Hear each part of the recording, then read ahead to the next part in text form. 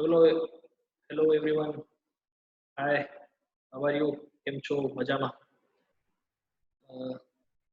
In the last lecture, we have completed the two-phase supply rotating magnetic field. Last time, we have discussed the rotating magnetic field. Okay, the production of rotating magnetic field when we give the two-phase supply to the winding. Okay, so uh, in the uh, in the last lecture, uh, uh, you all seen how to rotating magnetic flux produced with a constant magnitude. Okay, so uh, and uh, now we will discuss the three-phase supply with the rotating magnetic field production. Okay, so now we will discuss करेंगे कि when we give the three-phase supply to the three-phase winding, at that time the rotating magnetic field are produced and with the constant magnitude. Okay, so this is a very important topic related to the GTU exam. Okay, so आपको GTU के अंदर ये three phase supply का पूछा जाएगा question कि भाई three phase supply देने से रोटेटिंग मैग्नेटिक फील्ड जो प्रोड्यूस होती है विद कांस्टेंट मैग्नीट्यूड वो आप प्रूव करो. okay? सो ऐसा आपको क्वेश्चन जीटीयू एग्जाम में पूछा जा सकता है. ठीक है, सो उसके बारे में आज हम बात करने वाले हैं. सो सबसे पहले हमने लास्ट टाइम बात की थी कि टू फेज सप्लाई, जब हम टू फेज सप्लाई दो वाइंडिंग को देते हैं तो दो वाइंडिंग का अरेंजमेंट कैसे करते हैं, 90 डिग्री अपार्ट हम रखते हैं दोनों वाइंडिंग को. तो हमने लास्ट टाइम भी देखा था दो वाइंडिंग ऐसे कंसीडर हमने किए थे. ठीक है, perpendicular to each other. Okay, so अब 90 डिग्री पे हमने जब बात की थी लास्ट टाइम, तो अब थ्री फेज सप्लाई की बात है. सो थ्री फेज सप्लाई में के अंदर के मीन्स कि ये जो हमारी थियोरी है, हम अभी तक जो बात करते आ रहे हैं कि भाई इंडक्शन मोटर के अंदर जब हम थ्री फेज वाइंडिंग को सप्लाई देते हैं तब हम ऐसा बात करें. बात लास्ट टाइम हमने बात की थी कि भाई थ्री फेज सप्लाई जब थ्री फेज वाइंडिंग को देते हैं तब रोटेटिंग मैग्नेटिक फ्लक्स प्रोड्यूस होता है, वो सिंक्रोनस स्पीड से घूमता रहता है. वो हमने पूरी बात कंस्ट्रक्शन और वर्किंग प्रिंसिपल के अंदर हमने की थी. ठीक है, लेकिन अब हमको प्रूव करने का है कि कैसे हमारा वो rotating magnetic field with constant magnitude वो घूमता रहता है. ठीक है, सो आज उसके बारे में हम बात करते हैं. So in the three phase supply the winding arrangement are 120 degree apart to each other. Okay, so three winding हमारी जो रहेगी, तीन वाइंडिंग, वो तीनों वाइंडिंग को हम 120 डिग्री एक दूसरे से अपार्ट रखेंगे. मीन्स तीनों के बीच में 120 डिग्री का डिफरेंस रहेगा. एक ऐसे होगी तो दूसरी ऐसे होगी. ठीक है, तो दोनों तीनों तीनों जो वाइंडिंग है उसके बीच में 120 डिग्री का हमारा इलेक्ट्रिकल डिग्री डिस्प्लेस्ड होगा. ओके, सो यहाँ पे लिखा हुआ है कि when three phase winding displaced in space by 120 degree are fed by three phase current displaced in the time by 120 degree, they produce a resultant magnetic flux which rotate in the space as if actual magnetic poles were being rotated mechanically. Okay, so हमारी वो आज हम बात करने वाले हैं. Okay, so the principle of the three phase two pole stator having three identical winding, तीन winding हम प्लेस करेंगे 120 डिग्री पे और उसको सप्लाई देंगे थ्री फेज का. ओके, सो नेक्स्ट यहाँ पे आपको दिख रहा है, हमने ऐसे ही फिगर एक ड्रॉ की है. वो फिगर के अंदर आपको दिख रहा है कि एक हमारा ये स्टेटर है, ये स्टेटर के अंदर ये हमारा थ्री फेज सप्लाई है. ओके, सो ये हमारा थ्री फेज सप्लाई और ये हमारा स्टेटर है. ओके, सो ये हमारा स्टेटर, उसको हम थ्री फेज सप्लाई दे रहे हैं. ठीक है, और थ्री फेज सप्लाई के अंदर आपको पता है टू फेज सप्लाई वाली थियरी की थी, उसके अंदर भी ऐसे हमने कनेक्शन किए थे. एक ऐसे जा रहा है, दूसरा फेज ये मान लो कि ये फेज ले रहे हैं तो इसके अंदर भी इसी हिसाब से कि भाई ऐसे जाएगा, ऐसे ऐसे ऐसे वापस आएगा। तो 3 फेज हम 3 फेज का सप्लाई मोटर को दे रहे हैं उसके स्टेटर वाइंडिंग को। Okay, so RYB and neutral, ठीक है। तो वो 3 फेज का सप्लाई हम दे रहे हैं। 3 फेज सप्लाई के वेवफॉर्म कैसे होते हैं मैं आपको वो भी दिखा रहा हूँ।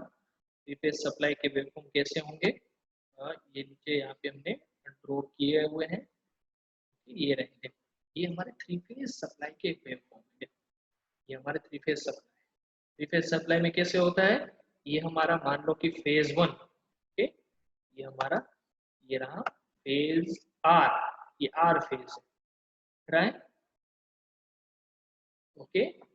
फिर ये हमारा दूसरा फेज जो है वाई, ठीक है, ये हमारा वाई है। एंड तीसरा फेज है ब्लू मीन्स वाई बी, ये हमारा तीसरा फेज दिख रहा है, ओके। ड्रॉ कैसे करने का, ड्रॉ करने की मैं एक आपको आसान तरीका बता रहा हूँ कि ड्रॉ करने में क्या करने का, ऐसे एक लाइन ड्रॉ करने की, ऐसे, फिर सब में एक एक सेंटीमीटर का डिस्टेंस रख देने का, ऐसे एक एक सेंटीमीटर में, ओके, स्केल से एक एक सेंटीमीटर रख दो। फिर क्या करने का, पहला एक एक सेंटीमीटर का आपने डिस्टेंस रखा तो 3 सेंटीमीटर 1 2 3, तो फर्स्ट आप कैसे ड्रॉ करोगे, 3 फेज सप्लाई ड्रॉ करने के लिए दिखा रहा हूँ, ऊपर से 3 लाइन लेने की, ये 3 लाइन ले लेने की, 3, ये हमारे 3 सेंटीमीटर का एक हम बनाएंगे हाफ साइकिल, ओके। सो कैसे बनाएंगे, ये हाफ साइकिल रहेगी तो मीन्स इसके अंदर एक साइकिल ड्रॉ करने के लिए, इसलिए इसके बीच में ये रहा बीच वाला पॉइंट, ये रहा बीच वाला पॉइंट। तो यहाँ पे हम ऐसे ऐसे हमको एक पॉइंट कर लेने का, ये पॉइंट की जरूरत नहीं लेकिन ऊपर वाला पॉइंट ये कर लेंगे, जिससे हमको पता चले। तो क्या करेंगे, ऐसे हम ड्रॉ करेंगे, देखो ये हम 3 फेज, ये से एक आर आ गया, फिर से एक आ जाएगा यहाँ तक जाएगा 3 तक, ये रहा। तो ऐसे हम आर ड्रॉ कर सकते हैं, देखो ये हमने आर ड्रॉ कर दिया।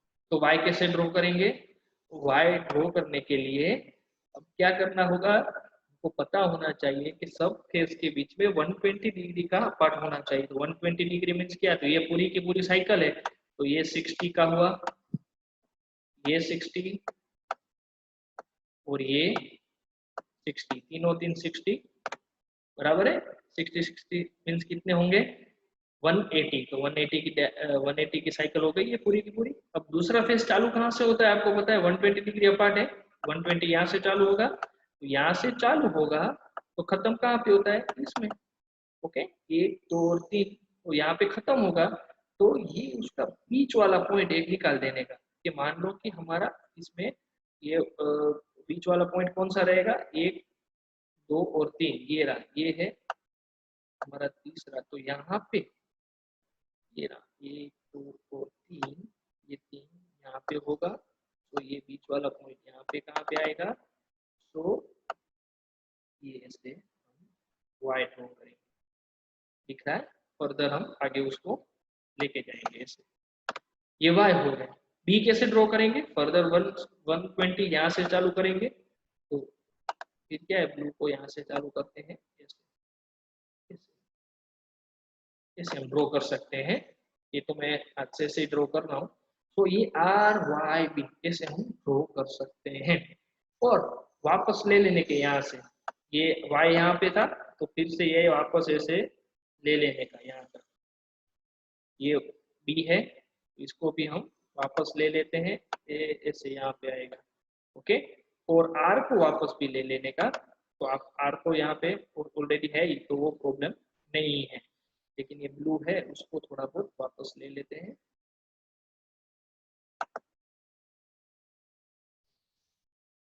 ये रहा, इसको यहाँ से आएगा, ओके। तो से हमारे हो गए 3 फेज वेवफॉर्म, ओके।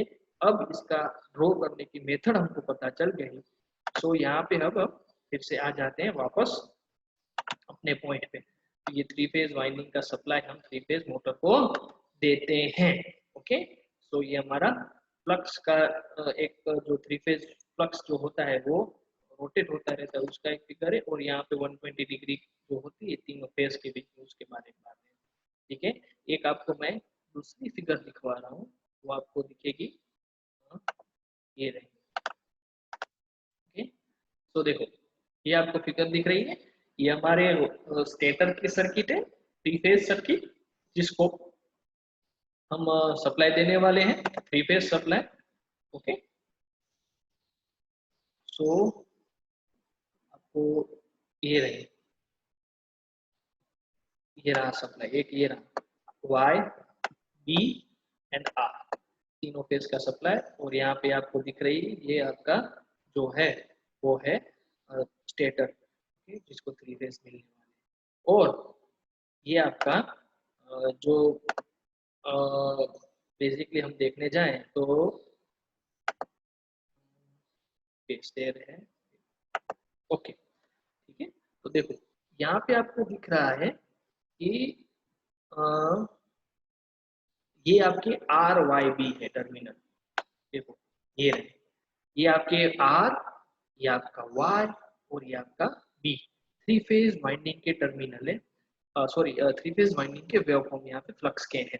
ठीक है, अब देखो थ्री फेज सप्लाई जब हम देते हैं तब हम बोलते हैं कि कांस्टेंट मैग्नीट्यूड का फ्लक्स जो होता है वो प्रोड्यूस होता रहता है। ठीक है, सो कैसे प्रोड्यूस होगा, सो इसके अंदर हम इसमें जाता हूँ मैं अपनी बुक में, इससे हम पता चलेगा, फिर बाद में मैथमेटिकल मॉडलिंग के अंदर देखेंगे।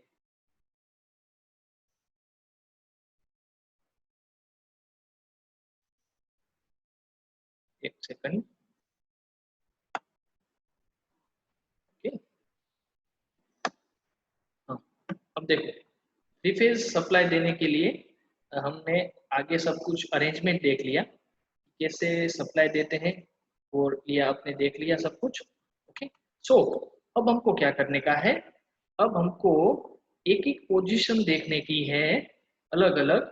आपको यहाँ पे मैं दिखाता हूँ, एक पोजीशन आपको दिख रही है, देखो ये आर वाई बी तीनों फेज के तीनों फेज के हमारे फ्लक्स की वैल्यू है, और करंट की वैल्यू जो वाइंडिंग के अंदर फ्लो होगी, और फ्लक्स जो होंगे उस हिसाब से आने वाला है। तो यहाँ पे आपको दिख रहा है तीन, एक दो तीन चार टोटल आपको दिख रहे हैं। यहाँ पे मैं आपको दिखा रहा हूँ टोटल आपके यहाँ पे एक एक उसने पोजीशन ली हुई है, 0 1 2 3 एंड 4। ठीक है, अब हम क्या करेंगे, एक एक पोजीशन के ऊपर अलग अलग फ्लक्स की वैल्यू देखेंगे कि फ्लक्स की वैल्यू क्या है। ओके, सो पहले हमको फ्लक्स के फॉर्मूला पता होने चाहिए, तीनों तीनों फ्लक्स के फॉर्मूला क्या है वो हम देख लेते हैं, फिर हम जीरो पोजीशन पहले कंसीडर करेंगे। ओके, सो देखो फ्लक्स के फॉर्मूला कौन कौन से हैं। फर्स्ट जो फॉर्मूला है आपको दिख रहा है, ये फ्लक्स का फॉर्मूला, फ्लक्स का आर वाई और बी तीनों के फॉर्मूला कौन कौन से हैं, तो देखो फर्स्ट फॉर्मूला है ये रहा, ये इतना, phi R is equal to phi M sine omega T, यहाँ पे होगा ओमेगा टी। ओमेगा टी यहाँ पे हमने पहले कंसीडर किया है, ओमेगा टी मींस की जो रोटेशन है, एंगुलर रोटेशन, उसका अभी हम जो डिग्री है वो कितने ऊपर है, हम 0 डिग्री पे ले रहे हैं, पहले 0 पॉइंट पे ले रहे हैं, तो 0 डिग्री पे कितना, फिर आगे आगे हम एंगुलर जो वेलोसिटी होती है उसके बारे में बात करेंगे। तो यहाँ पे फर्स्ट जो आर का आता है, थ्री फेज है, थ्री फेज हमने सप्लाई दिया, तो फाई आर वाई बी तीनों फेज के बीच में कितना डिफरेंस, 120 डिग्री, 120 डिग्री है। तो फर्स्ट हमारा तो phi M sine omega T बनेगा फॉर्मूला, दूसरा फॉर्मूला बनेगा phi Y phi M sine omega T minus 120 degree, यहाँ पे ओमेगा टी हमको कंसीडर करना है, यहाँ पे इसमें 0 लिखा है, लेकिन ओमेगा टी कंसीडर करेंगे। So phi M sine omega T minus 120 degree, दूसरा इससे 120 डिग्री पीछे होगा।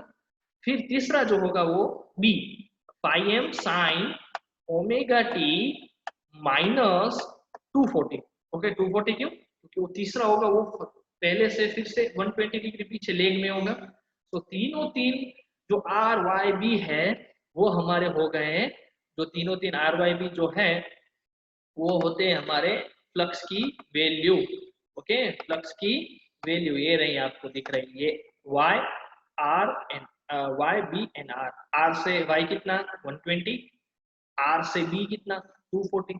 ओके, तो ऐसे हम तीनों की वैल्यू लिख सकते हैं। अब देखो, अभी हमको क्या करने का है कि हमको देखने का है कि भाई फ्लक्स की वैल्यू जहां पे भी, कौन से कोई भी पॉइंट पे आप लो, ये सब पॉइंट में आपको कहाँ पे भी पॉइंट रखो, आपको वो पॉइंट पे फ्लक्स की वैल्यू मैक्सिमम मिलेगी, कांस्टेंट वैल्यू का फ्लक्स मिलेगा।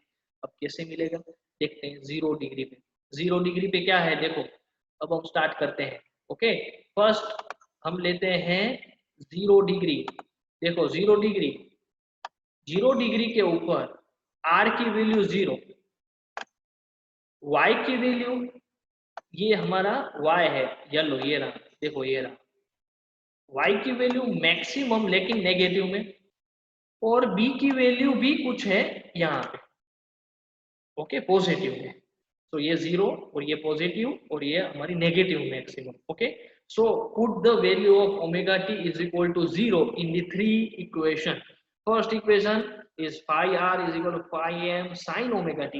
Second one is phi y is equal to phi m sin omega t minus 120. And third one is equal to phi b, r y and b. So phi b equal to phi m sin omega t minus 240 degree. Okay, so you have put the value of omega t equal to 0 degree. Okay, so first in the equation आपको दिख रहा है, we have put the omega t equal to 0. So omega t equal to 0, so value are there equal to 0. क्यों? Phi m sin omega t is equal to 0, so phi m sin 0 is equal to 0, so all value are 0. So phi r equal to 0. Now value of phi y, okay, phi y में put करते हैं omega t is equal to 0 degree. So यहाँ पे phi m sin omega t equal to 0 put किया तो minus 120 रहेगा. So phi m sin minus 120 equal to minus root 3 by 2 phi m sin minus 120 के हिसाब से हम देखने गए तो उसकी वैल्यू आएगी रूट 3 by 2, लेकिन माइनस है आगे तो माइनस हम रखेंगे, तो वैल्यू कितनी मिली minus root 3 by 2 phi m. Okay, and third value जो मिल रही है उसकी वैल्यू हमको मिल रही है phi m sin omega t equal to 0 minus 40 240. Okay, तो इसकी भी वैल्यू रहेगी 240 डिग्री है साइन, इसके कारण माइनस ऑलरेडी है, सो उसकी वैल्यू होती है root 3 by 2 phi. Okay, so तीन की वैल्यू आपको मिल गई 0 minus 3 by 2 phi m and root 3 by 2 phi दूसरी. ओके, तो तीन की वैल्यू का रिजल्टन हम लेते हैं, phi R phi Y and phi B, तीनों का रिजल्टन लेंगे आंसर्स का. सो तीनों का रिजल्टन हमको मिलेगा 1.5 इंटू फाई एम, उसकी वैल्यू रिजल्टन मिलेगी, मीन्स कांस्टेंट वैल्यू का फ्लक्स आपको मिलेगा. अब देखो कैसे मिलेगा, देखो अब यहाँ पे हम एक आपको फिगर के थ्रू समझाते हैं. फाई आर ये हो गया 0, निकल गया कैंसल, बचा क्या phi Y and phi B की वैल्यू मिल रही, तो उसका दोनों का रिजल्टेंट करो, ये एक इसका ये रिजल्टेंट आएगा, इसका ये रिजल्टेंट आएगा, तो एक्चुअल में आपका ये सा कुछ एक वैल्यू मिलेगा, तो रिजल्टेंट वैल्यू ये है, तो फ्लक्स मिला. दूसरे में देखते हैं first point, at the first point में क्या हो रहा है देखो, y की वैल्यू है, b की भी वैल्यू है, मीन्स आर वाई बी तीनों ये पॉइंट में आपको वैल्यू दिख रहा है, तो तीनों का रिजल्टन करेंगे तो आपको फ्लक्स कहाँ पे यहाँ पे भी मिलेगा. तो आपको फ्लक्स की वैल्यू कोई भी पोजीशन के ऊपर जाओ जीरो नहीं होगी, फ्लक्स की वैल्यू रिजल्टन फ्लक्स की वैल्यू कुछ नहीं कुछ मिलेगी, और वो कांस्टेंट 1.5 phi m ही मिलेगी, जिसके कारण हम बोल सकते हैं कि भाई थ्री फेज इंडक्शन मोटर में जो फ्लक्स प्रोड्यूस होता है उसकी जो स्पीड होती है प्लस उसका मैग्नीट्यूड होता है वो कांस्टेंट रहता है. इसके वो हमारी आज की ये थियरी थी. ओके, लेकिन उसके अंदर हम देखें कि बुक के अंदर हम जाते हैं, सो बुक के अंदर हमको दिखाएगा कि कैसे वो मिलता है हमको. देखो ये हमारा अब आपको पोजीशन के ऊपर लेके जाता हूं मैं. देखो थीटा इज इक्वल टू 0 हमने पुट किया था और उसकी वैल्यू क्या आई थी, देखो theta is equal to 0. Okay, so 0 position के ऊपर हमको फाई 1 0 मिला था, फाई 2 ऐसा मिला था माइनस, और ये फाई 3 अंडर रूट 3 by 2 मिला था, ये दोनों की वैल्यू मिली थी. देखो फाई 1 ये रहा, दिख रहा है फाई 1, ये रहा फाई 1, ये है फाई 2 और ये है फाई 3. φ10 φ2 और φ3 का दोनों का हम रिजल्टेंट निकाले, लेकिन देखने का φ2 की वैल्यू क्या है, φ2 की वैल्यू नेगेटिव है, ये याद रखने का। नेगेटिव होती है तो नीचे जाता है, मिरर इमेज नीचे लेने की।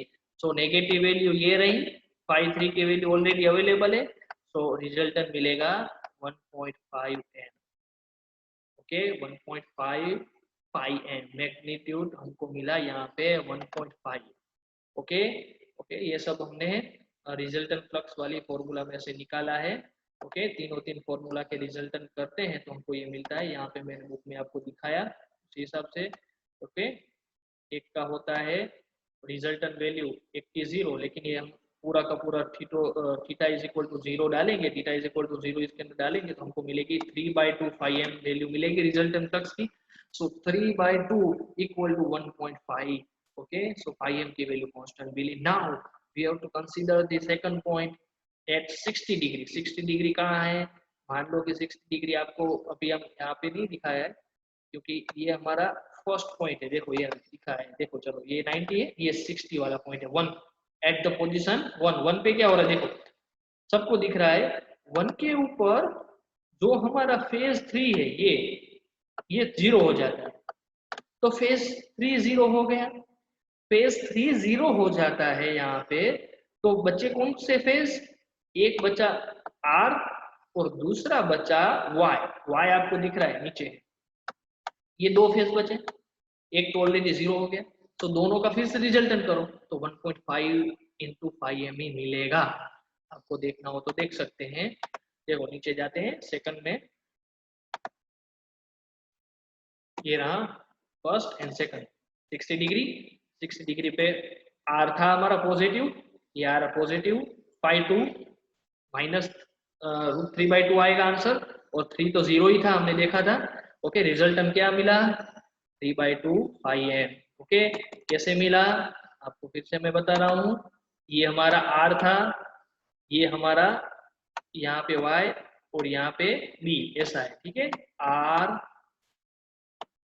ये हमारा sorry R Y and B, हमारा B कैंसल हो गया,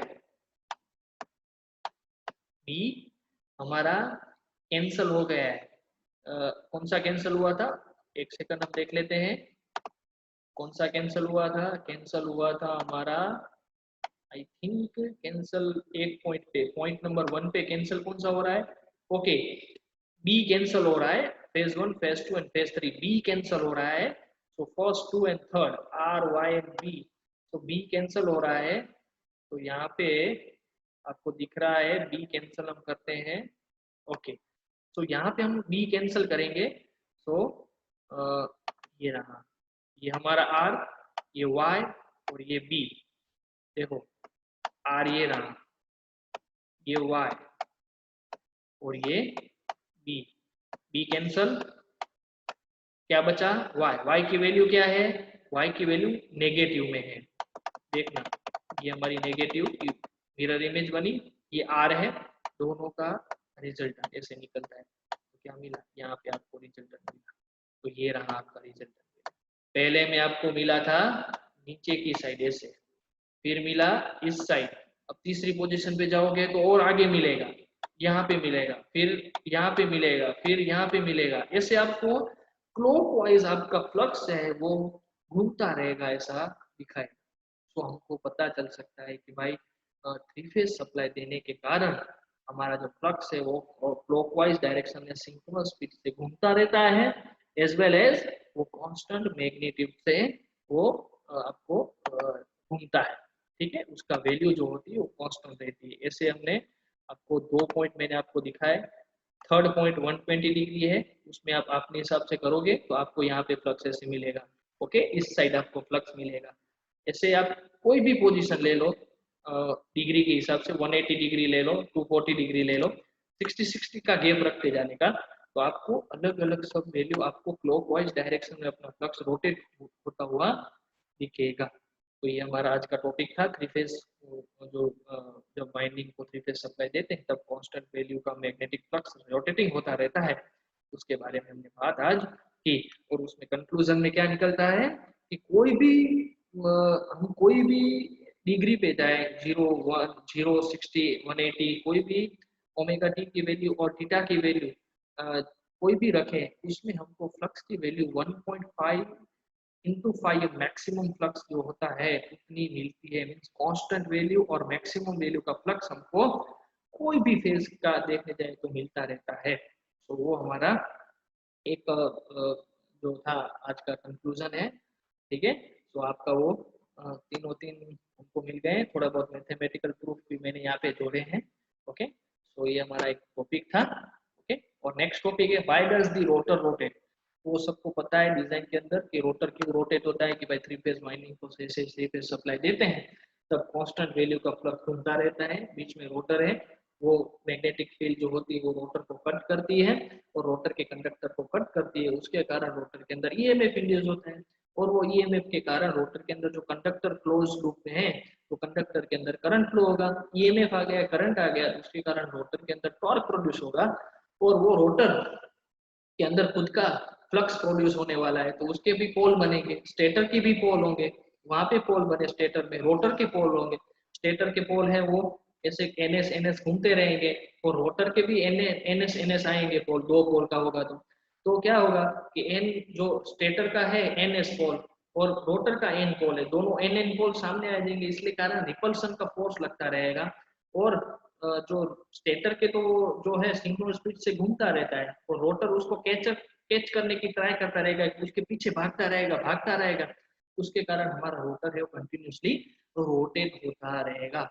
So in the working of the induction motor, mainly 3 law are applicable. First law is electromagnetic induction, Faraday law of electromagnetic induction. Second is Fleming-Leighton rule, and third one is a Lenz law. Okay, so Faraday law of electromagnetic induction वो किसके कारण है, वो कितना EMF produce होगा वो बताता है।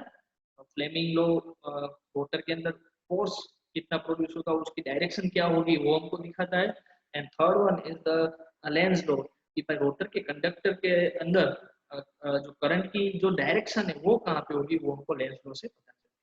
तो ये तीनों लॉ से हमारी इंडक्शन मोटर जो है वो रोटेट होती रहती है। ठीक है, सो आज के लिए इतना हम रखते हैं।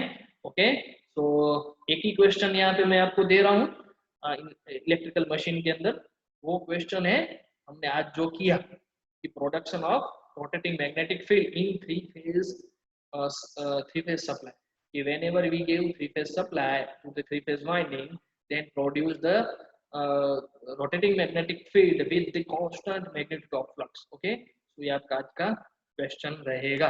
ओके, तो सो नेक्स्ट हम डिजाइन के बारे में बात करने डिजाइन सॉरी नेक्स्ट जो है जो नेक्स्ट टॉपिक जो होगा वो हम बात करेंगे। उसके अंदर हम जो रोटर के अंदर आपके डिफरेंट टाइप्स ऑफ हमारे स्टेटर एंड रोटर जो होते हैं उसमें क्या क्या प्रोड्यूस होता है, कैसे प्रोड्यूस होता है, लेंज लॉ है, फिर हमारे Faraday law of electromagnetic induction है, वो सब हम डिटेल में बात करेंगे कि why does the rotor are rotate. Okay, one type of working of the induction machine. Okay, induction motor का वर्किंग हम देखेंगे। ओके, ठीक है, तो यार आज इतना हम रखते हैं, नेक्स्ट मिलते हैं। Thank you, happy learning and good bye.